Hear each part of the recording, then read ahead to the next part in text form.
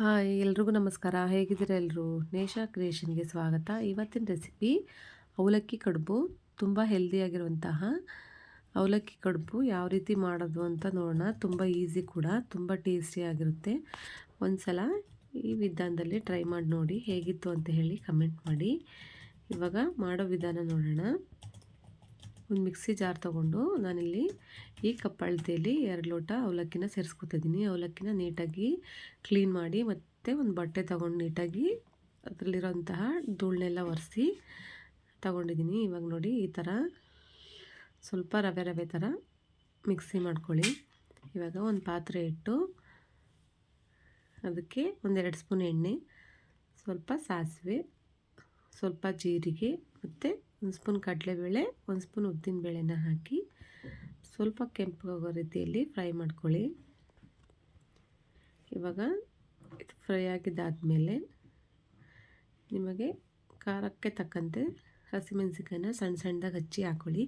ನೀವು ಮಕ್ಕಳಿಗೆ ಲಂಚ್ ಬಾಕ್ಸಿಗೆ ಕೊಡೋದಾದರೆ ಮೆಣಸಿನ್ಕಾಯಿನ ಪೇಸ್ಟ್ ಮಾಡಿ ಸಹ ಸೇರಿಸ್ಬೋದು, ಬಾಯಿಗೆ ಸಿಗಲ್ಲ ಆವಾಗ. ಇವಾಗ ಒಂದು ಈರುಳ್ಳಿನ ಚಿಕ್ಕದಾಗಿ ಕಟ್ ಮಾಡಿ ಸೇರಿಸ್ಕೊಂಡಿದ್ದೀನಿ. ಈರುಳ್ಳಿ ಮೆಣಸಿನ್ಕಾಯಿ ಎಲ್ಲ ಚೆನ್ನಾಗಿ ಫ್ರೈ ಆದಮೇಲೆ ನಿಮಗಿಷ್ಟವಾದ ತರಕಾರಿನ ಸೇರಿಸ್ಕೋಬೋದು. ನಾನಿಲ್ಲಿ ಒಂದು ಕ್ಯಾರೆಟ್ನ ಸೇರಿಸ್ಕೊಂಡಿದ್ದೀನಿ.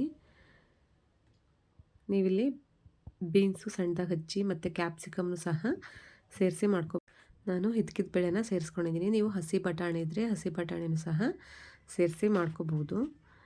ತರಕಾರಿ ಎಲ್ಲ ಸ್ವಲ್ಪ ಫ್ರೈ ಆದಮೇಲೆ ನಾನಿಲ್ಲಿ ಹಸಿ ತೆಂಗಿನಕಾಯಿ ಚೂರನ್ನ ಸೇರಿಸ್ತಾಯಿದ್ದೀನಿ. ನೀವು ಬೇಕಾದರೆ ತುರಿದು ಸಹ ಸೇರಿಸ್ಬೋದು. ತುರಿದು ಸೇರಿಸೋದಕ್ಕಿಂತ ಈ ಥರ ಸಣ್ಣ ಸಣ್ಣದಾಗಿ ಪೀಸ್ ಮಾಡಿ ಸೇರಿಸಿದರೆ ತುಂಬ ರುಚಿಯಾಗಿರುತ್ತೆ. ತಿನ್ನುವಾಗ ಮಧ್ಯೆ ಬಾಯಿಗೆ ಸಿಕ್ಕಾಗ ರುಚಿ ತುಂಬ ಚೆನ್ನಾಗಿರುತ್ತೆ. ತರಕಾರಿ ಎಲ್ಲ ಸ್ವಲ್ಪ ಫ್ರೈ ಆದಮೇಲೆ ಇವಾಗ 2 ಲೋಟ ಅಕ್ಕಿಗೆ 3 ಲೋಟ ನೀರನ್ನ ಸೇರಿಸ್ತಾಯಿದ್ದೀನಿ. ಕಡುಬು ಮಾಡ್ತಾ ಇರೋದ್ರಿಂದ ಸ್ವಲ್ಪ ನೀರನ್ನ ಕಮ್ಮಿ ಸೇರಿಸ್ಕೊಳ್ಳಿ. 1ಕ್ಕೆ 2ರಂತೆ ಸೇರಿಸ್ಬೇಡಿ. 1ಕ್ಕೆ 1.5 ಥರ ನಾನಿಲ್ಲಿ 2 ಲೋಟ ಅವಲಕ್ಕಿಗೆ 3 ಲೋಟ ನೀರನ್ನ ಸೇರಿಸ್ಕೊಂಡಿದ್ದೀನಿ.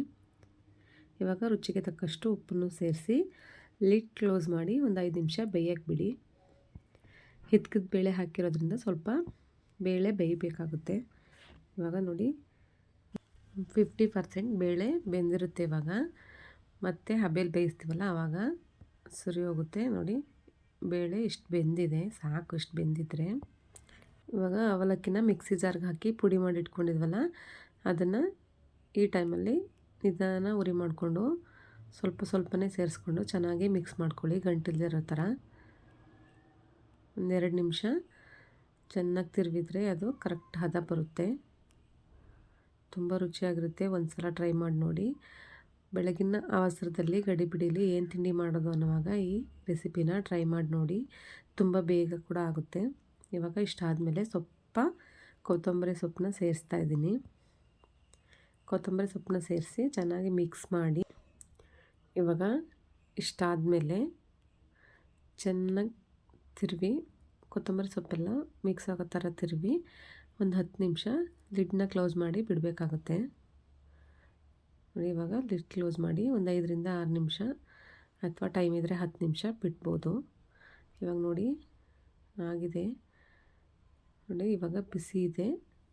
ಬಿಸಿ ಇದರಲ್ಲಿ ಉಂಡೆ ಕಟ್ಟೋಕ್ಕೆ ಸ್ವಲ್ಪ ಕಷ್ಟ, ಹಾಗಾಗಿ ಒಂದು 10 ನಿಮಿಷ ಆರಕ್ಕೆ ಬಿಡ್ತಾಯಿದ್ದೀನಿ.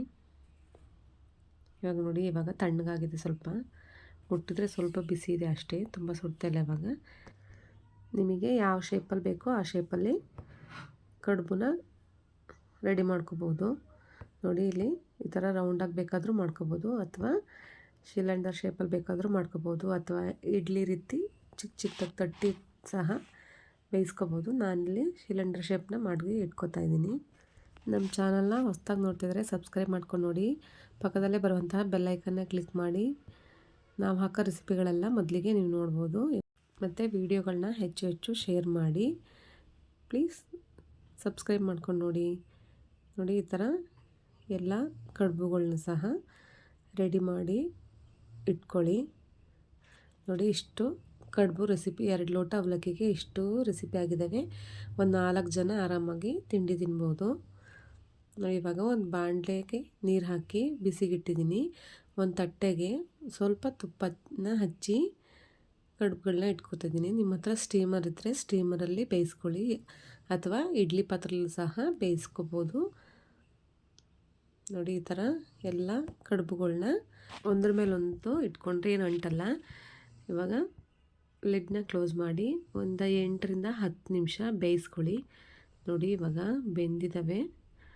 ನೋಡಿ ಕೈಯಲ್ಲಿ ಮುಟ್ಟಿದರೆ ಅಂಟೇ ಇಲ್ಲ. ಬೆಳಗ್ಗೆ ಎದ್ದು ಗಡಿ ಬಿಡಿಲಿ ಯಾವ ತಿಂಡಿ ಮಾಡಲಿ ಅಂತ ಯೋಚನೆ ಮಾಡುವಾಗ ಈ ರೆಸಿಪಿನ ಒಂದು ಸಲ ಟ್ರೈ ಮಾಡಿ ನೋಡಿ. ಮಕ್ಕಳಿಗೆ ಲಂಚ್ ಬಾಕ್ಸಿಗೆ ಹಾಕ್ಕೊಟ್ರು ಸಹ ತುಂಬ ಇಷ್ಟಪಟ್ಟು ತಿಂತಾರೆ. ಈ ರೆಸಿಪಿಗೆ ಚಟ್ನಿ ಬೇಕು ಅಂತ ಏನಿಲ್ಲ. ನಾನಿಲ್ಲಿ ಕಾಯಿ ಚಟ್ನಿನ ಮಾಡ್ಕೊಂಡಿದ್ದೀನಿ. ನೀವು ಬೇಕಾದರೆ ಹಾಗೆ ಕೂಡ ಮಕ್ಕಳಿಗೆ ತುಪ್ಪ ಹಾಕಿ ಕಳಿಸಿದರೆ ಒಂದು ಬಿಡದೆ ಖಾಲಿ ಮಾಡ್ತಾರೆ, ಅಷ್ಟು ರುಚಿಯಾಗಿರುತ್ತೆ. ಈ ರೆಸಿಪಿನ ಅವಲಕ್ಕಿಲಿ ಮಾಡಿರೋದು ಅಂತ ನಾವು ಹೇಳಿದ್ರಷ್ಟೇ ಗೊತ್ತಾಗೋದು, ಇಲ್ಲಾಂದರೆ ಯಾರಿಗೂ ಗೊತ್ತೇ ಆಗಲ್ಲ. ನೋಡಿದ್ರಲ್ಲ ಯಾವ ರೀತಿ ಮಾಡೋದು ಅಂತ. 1 ಕಪ್ ಅವಲಕ್ಕಿ ಇದ್ದರೆ ಬೆಳಗಿನ ತಿಂಡಿಗೆ ತುಂಬ ಈಸಿಯಾಗಿ ಈ ರೆಸಿಪಿನ ಟ್ರೈ ಮಾಡ್ಬೋದು.